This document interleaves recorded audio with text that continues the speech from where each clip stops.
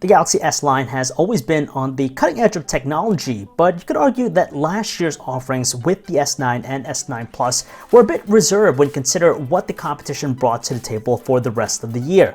This time around, Samsung isn't resting on its laurels, as the Samsung Galaxy S10 and S10 Plus are now official, re-energizing the line with innovative features that are sure to keep its rivals on its toes.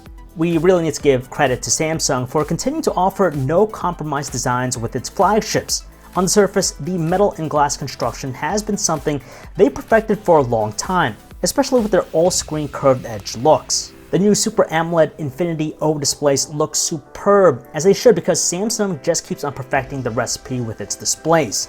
The new Infinity O displays also ensure minimal distractions with their punch hole cameras. It appears as a tiny hole in the upper right corner of the S10, but it's wider and more apparent with the S10 Plus due to the fact that it's rocking dual cameras.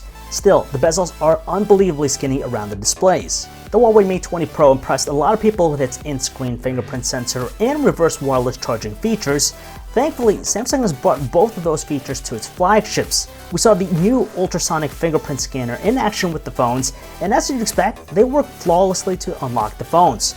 Who knows how its accuracy and reliability will perform over time, but we'll take it over the rear-mounted fingerprint sensors that annoyed us previously. The other thing we're glad to see is the new wireless power share feature that offers reverse wireless charging just like the Mate 20 Pro. Now, to access it, all you need to do is toggle it through the pull-down notifications panel. That's it. Even better, there's a massive 4100 mAh battery in the S10 Plus to ensure sharing power won't be too much of a drain on the phone. Another aspect we need to applaud about the design is that Samsung has opted to keep the headphone jack. Yes, it lives on with the S10 line, which is made better because they're IP68 rated to offer water resistance, in addition to offering fast wireless charging and expandable storage via their micro SD card slots. There are some new colors worth mentioning too. In particular, the Flamingo Pink variant pops out with its piercing color, while the Prism Green also garnered some attention from us as well. However, the Prism Green won't be coming to the US, but lastly, there will be a variant of the S10 Plus with a ceramic white finish for extra durability and scratch resistance. Under the hood, the two phones leverage Qualcomm's latest and best Snapdragon 855 processor, paired with 6 and 8 GB of RAM starting for the S10 and S10 Plus respectively.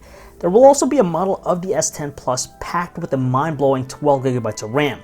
Now, we may consider this a bit overkill, but Samsung claims that the DeX desktop PC experience will benefit from all the additional memory. And you know what? They were fast, more responsive in just a brief time checking them out, which could also be attributed to the new gesture-based Samsung One UI they're running on top of Android 9 Pie. Samsung makes the jump to the triple camera system. You have the main 12 megapixel camera with that variable aperture. There's the 16 megapixel ultra wide angle camera that will have a much larger 120-degree field of view. And lastly, the third camera at the back will couple up a 13 megapixel sensor with a 2x telephoto lens, giving it that 45-degree field of view. All of this elevates the S10 line's camera capabilities, which has been enhanced with the new AI-powered scene recognition to optimize photos. Although it's tough to pass judgment on its performance right now, you can bet that they won't disappoint given Samsung's reputation in this area. Considering how low-light performance has been aided largely by AI and software on other phones, it'll be interesting to see how the S10 line performs against them. Despite sharing the same triple cameras in the rear, the S10 and S10 Plus differ with their front-facing cameras. The S10 is rocking a single 10 megapixel camera hidden in that punch hole. However, the S10 Plus jumps up to a dual camera implementation, allowing for even more coverage. That means you'll be able to cram in more people into your selfies, or at least more of your upper torso when you're shooting video.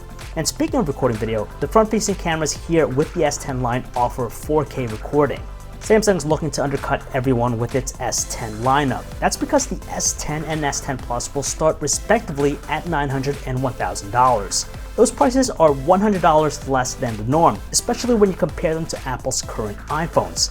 Technically speaking, they're still more expensive than their predecessors. However, when you consider how much Samsung has crammed into them, their no-compromise designs, rear triple cameras, and high-end specs, the prices aren't too tough to swallow when we look at other recent flagships.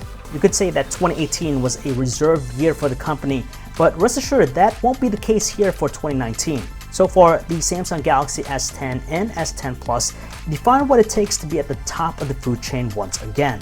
And that is it here for a quick hands-on look at the Samsung Galaxy S10 and S10 Plus. If you guys want to learn more about them, you can check out our website, PhoneArena.com. This is John V, signing off.